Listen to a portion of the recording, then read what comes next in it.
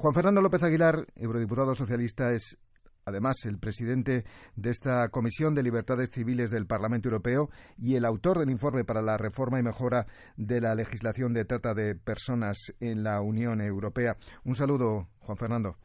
Un saludo, Radio Nacional, a todos sus oyentes. Encantado de estar con ustedes. He estado esta misma mañana en ese Consejo de Ministros que inaugura la presidencia portuguesa de la Unión Europea, Justicia e Interior, que ha abordado efectivamente todos esos asuntos candentes que acabas de referir. Bueno, pues enseguida hablamos de la resolución aprobada en la Comisión LIBE que usted preside sobre tráfico sexual, pero antes queremos preguntarle por esas devoluciones en caliente, los incidentes graves que quizás se han dejado pasar, la falta de transparencia, la lentitud en la contratación de personal en fronteras. ¿No parece muy conveniente que lleguen este tipo de noticias cuando más falta hace que Frontex funcione? Señor López Aguilar, ¿qué pasa realmente en Frontex? Pues esta legislatura ha arrancado con una propuesta de la Comisión de un nuevo pacto de migración y asilo que me obliga a recordar a cada tanto que hay legislación en vigor, entre otras la ley, el reglamento europeo, que regula y potencia a Frontex como nunca, que de hecho la convierte en una agencia europea de guardia de fronteras y costas, con un despliegue esperado de hasta 10.000 agentes en los 3 próximos años, y desde luego que tenía que haber incorporado ya a estas alturas 40 agentes especializados en velar por el respeto a los derechos fundamentales de las personas rescatadas en la mar. ¿Y qué es lo que tenemos? Incumplimiento del calendario, a pesar de la extraordinaria dotación financiera que hace de Frontex la agencia mejor financiada de la Unión Europea, con mayor presupuesto, hasta 5.600 millones de euros en el próximo marco financiero plurianual. No ha cumplido el compromiso de desplegar los agentes de derechos fundamentales y, sin embargo, ha habido denuncias de que Frontex ha estado implicada en lo que se denomina en la jerga europea pushbacks, que es lo que llamamos en castellano las devoluciones en caliente, es decir, los rechazos en frontera de personas vulnerables. Todo esto requiere una investigación y hemos requerido la presencia de su director en la Comisión de Libertades, Justicia e Interior que presido, y la última vez que lo hizo pues acabó como el Rosario de la Aurora, porque su exposición fue manifiestamente insatisfactoria, y es por eso que se han barajado distintas hipótesis, se han puesto en marcha varias líneas de investigación, incluida la de la Agencia Europea Antifraude por el manejo de los fondos públicos, pero sobre todo exigimos de la Junta de Administración de Frontex, que es la responsable del nombramiento del director, que cuanto antes esclarezca esos episodios de devoluciones en calientes, depure las responsabilidades y asegure que no puede volver a suceder. Eso le quería preguntar. El informe del director de Frontex explicándose tiene que estar concluido, como decíamos, a mediados de febrero. ¿Qué esperan de ese informe? ¿Qué debería contener para satisfacer al Parlamento Europeo? Pues un compromiso claro con el reglamento que hemos aprobado precisamente, arrancando en la comisión que presido, por el Parlamento Europeo, porque no sería ley europea, y que ofrezca un marco temporal claro de cumplimiento de los objetivos, con una exposición razonada y transparente de lo que ha sucedido, no pastosa y espesa, como hemos escuchado más de una vez, no, transparente y eficaz, de compromisos para que esto no pueda volver a pasar y para que Frontex se atenga efectivamente al reglamento vigente. Y esto sin perjuicio de las líneas de investigación en curso e incluso del debate que hay en el Parlamento Europeo sobre si constituir un grupo específico de investigación sobre la Agencia Europea de Guardia de Fronteras y Costas. Es cierto que Frontex debe existir, no lo ponemos en duda. En el Parlamento Europeo hemos apoyado. Es una herramienta útil, pero sin duda tiene que estar vinculada al derecho europeo y comprometida con los derechos fundamentales, que, insisto siempre, protegen no solamente a los ciudadanos europeos. La Carta de Derechos Fundamentales de la Unión Europea, que tiene el mismo vigor jurídico que el Tratado de Lisboa, protege a todas las personas en la aplicación del derecho europeo, aunque sean extranjeros, tocando las puertas de la Unión Europea, y desde luego vincula a quien aplique derecho europeo, incluidos los agentes de fronteras exteriores de la Unión. ¿Tendría que dimitir el director de Frontex, Fabrice Leggeri? ¿Puede seguir en esta situación o por salud democrática quizás debería irse? Se lo han preguntado varias veces a la comisaria Johansson y ella responde: no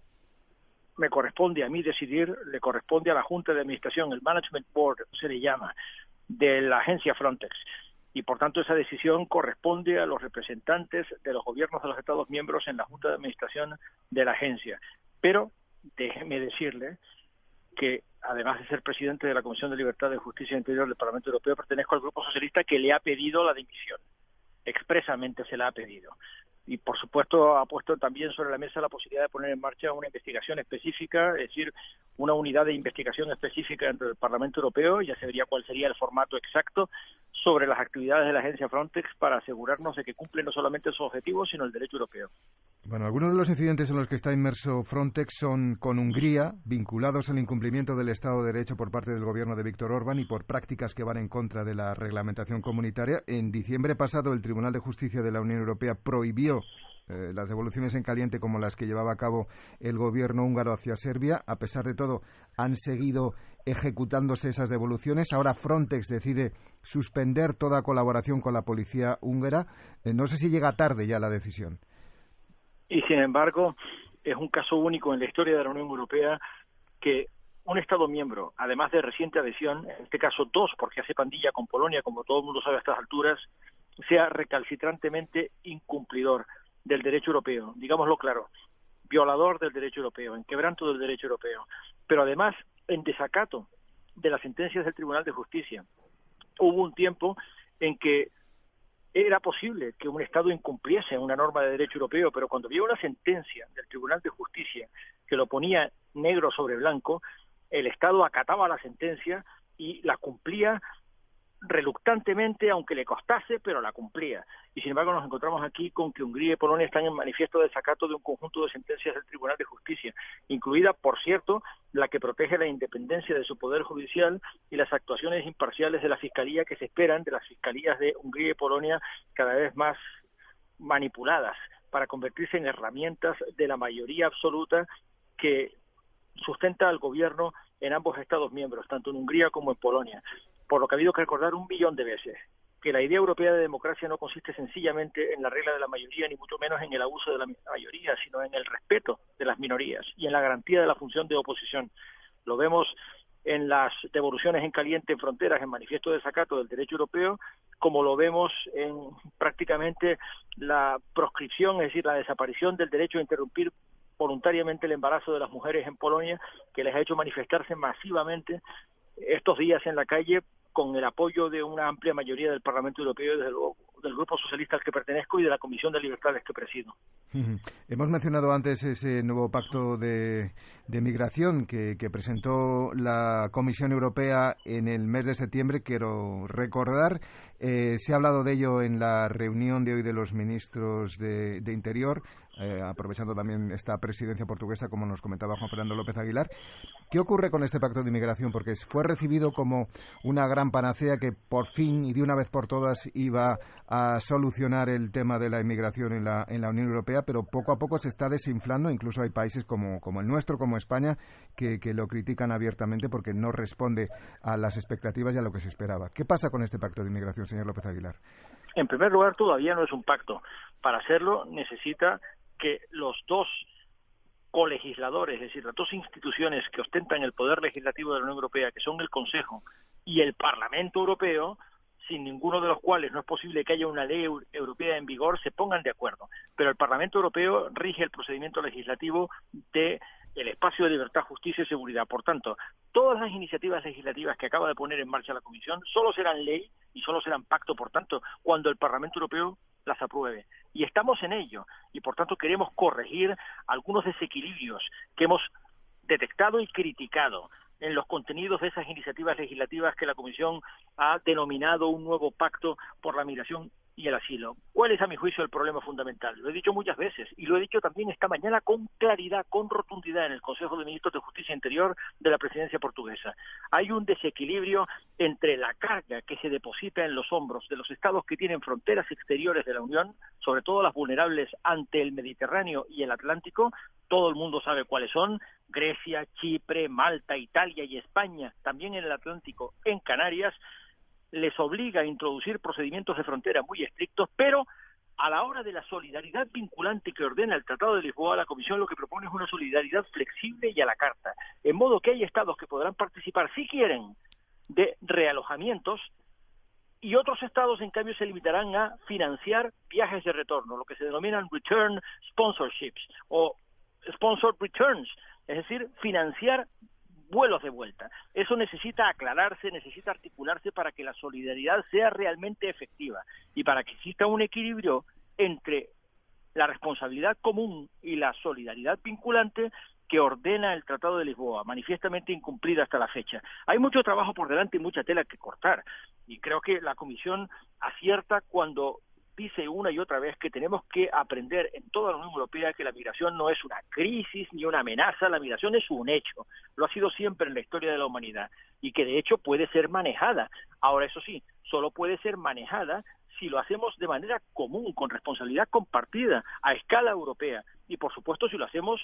de manera coherente con nuestros valores y no, digamos, ya con el derecho europeo en vigor y con el derecho internacional humanitario. Por eso exigimos también, por fin, un mecanismo europeo de salvamento y rescate en la mar, porque hay estados que invierten muchos recursos en salvar vidas en la mar, España a la cabeza, esto hay que decirlo.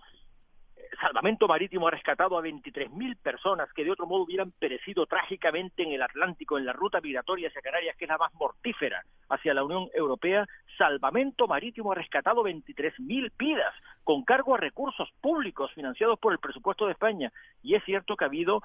un fondo de emergencia europeo para financiar los vuelos de derivación a la península. Pero nada de eso es bastante todavía. Hace falta un mecanismo europeo permanente de salvamento y rescate en la mar, y hace falta un mecanismo europeo permanente de redistribución,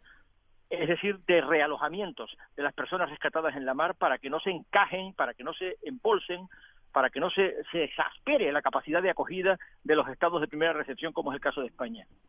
Vamos a volver a ese informe sobre la trata sexual que usted ha elaborado dentro de la Comisión de Libertades Civiles del Parlamento Europeo. Lo que se pretende en realidad es que se reforme la directiva de la Comisión en este asunto, que se adoptó hace 10 años y que se ha quedado corta para luchar contra las mafias que explotan a mujeres y niños. ¿Qué es lo que pide exactamente y cuáles deben ser estos cambios? Bueno, la directiva contra la trata de seres humanos es derecho europeo en vigor porque lo aprobó el Parlamento Europeo, presidiendo yo la Comisión de Libertad y Justicia Interior en 2011, como se aprobó también inmediatamente después la Directiva de Protección de Víctimas. Pero queremos reforzar una y otra, y es lo que le pedimos ahora, en este mandato,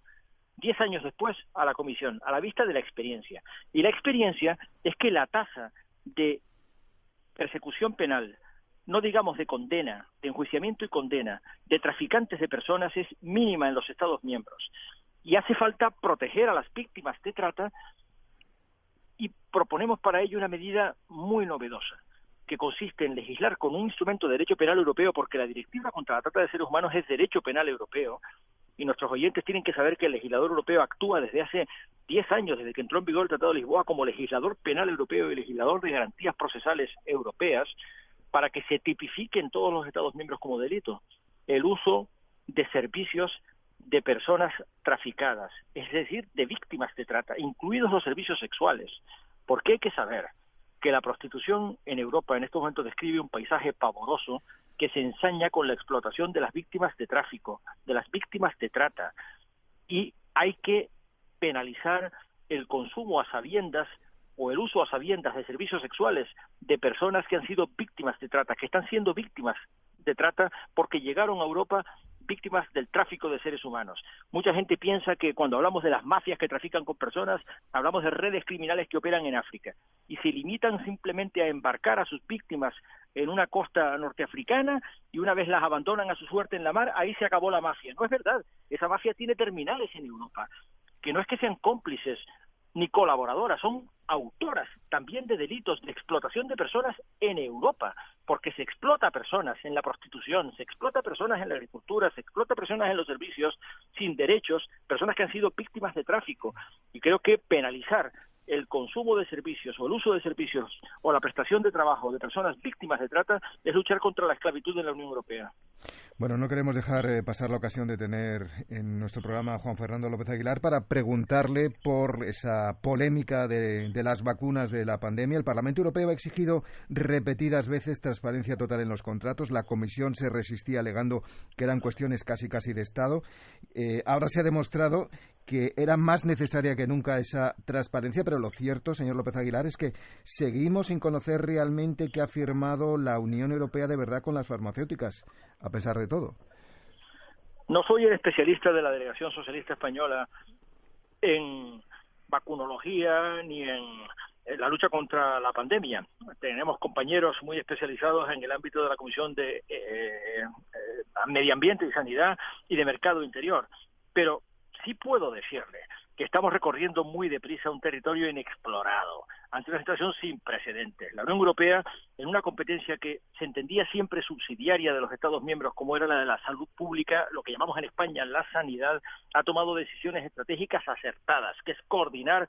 una negociación conjunta con las grandes industrias farmacéuticas que han